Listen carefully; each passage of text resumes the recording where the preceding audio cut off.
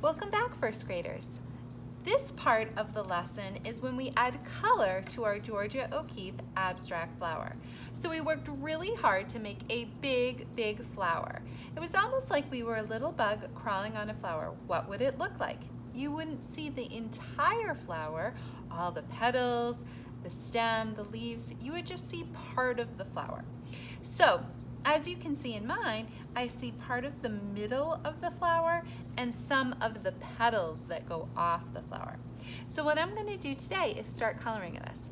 Now you can color it however way you want.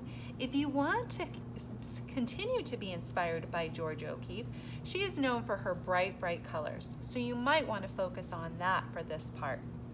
You can use whatever materials that you would like. If you want to use watercolors, crayons, markers, I'm going to demonstrate in color pencils. Once you have your materials, I would like you to really think about how you want to color your flower. Do you want all the petals to be the same color? Do you want to have a mixture of color? Maybe it goes from one color closer to the center and then a different color closer to the other side. It's pretty much up to you how you want to color in your flower. What I like to do when using color pencils is to really trace first. So even though I drew my flower in pencil, I'm actually going to trace over those pencil lines with the color pencil. So right now I'm just using a purple color. Remember, you can use whatever color you want. So I'm just going over those pencil lines. So instead of having it be in pencil color, they are now in darker purple color, okay? And I might choose to do that for all of my petals if I wanted them all to look the same. If I wanted them to look different, then I could choose to do a different color at this time, okay? So we're going to pretend that I've traced all of my petals in. Then I'm going to work on tracing the other part. So I think that the inside of my Georgia O'Keeffe flower will be orange and yellow. So I'm going to now trace whatever I want to be orange. Again, it could be different colors. Maybe these are pink and purple as well as orange and yellow. And then I think I'm going to trace the yellow. Once everything is all traced, it kind of helps me remember what I was thinking about coloring my flower. Okay, so if I needed to walk away and get a snack, then I can start coloring. Now I can continue with those same colors, or I could switch it up. Maybe it's traced in purple, but I color the flower in with blue. When you start coloring, make sure that when you're coloring with a color pencil that you're not coloring on the tip, that you're actually using the edge, and you don't want to press down too hard. Not only could that break your color pencil, but it's going to wear out super fast. If you want it to be darker, you can just go over it with a second layer. So I'm not really pressing down very hard. I'm going nice and light until I get it right. You can also see that I'm going in the same direction. And by that, I mean that I'm going back and forth one direction.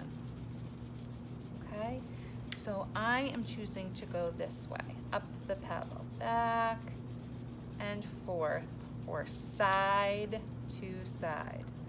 And I would color in whatever I want blue, so I think I'm gonna do my petals blue. And the great thing about color pencils is you can, if you go nice and light like I'm showing you, you can actually do different colors on top of colors. And they can kind of mix together almost like painting, okay? Now if I decided I wanted it to be a little bit darker blue in the center, I could just go over it. I'm still not pressing down hard. I'm just going over with another layer, okay? It's like when you make your bed. You have your sheets, then you might have a blanket, then you might have a comforter. I'm making another layer, and as you can see, it's darker than the other part of the petal. Now, something that's really important when you're coloring with color pencils is going in the same direction. I'm going to show you in this one what it means not to go the same direction. So if I was going this way, then I was going this way, then I was going up and down this way, and I was going side to side, then I was going this way. As you can see, even though I'm coloring in my petal blue, just like the other way, I'm using different directions, and it almost looks like I scribbled it. Does everybody see the difference?